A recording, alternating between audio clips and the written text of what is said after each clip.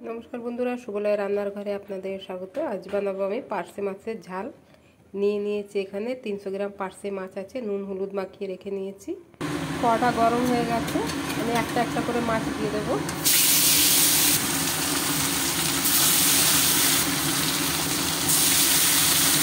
এই মাছটা ভাজা হয়ে গেছে, বের করে নিচ্ছি। এইভাবে আমি সব মাছ ভেজে নেব।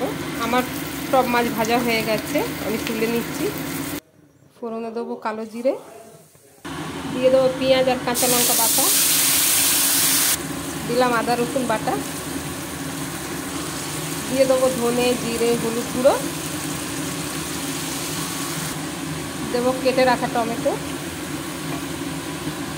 দেবো স্বাদ মতো লবণ। মশলাটাকে ভালো করে কষিয়ে নেব। মশলাটা কষানো হয়ে গেছে, দিয়ে দেবো জল। ঝোলটা ফুটে উঠলে মাছটা দিয়ে দেবো। ঝোলটা ফুটে গেছে, দিয়ে দেবো মাছগুলো ভেজে রাখা।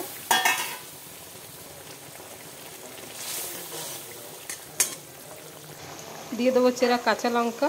আমার মাছটা হয়ে গেছে, আমি অন্য একটা পাত্রে ঢেলে নিচ্ছি।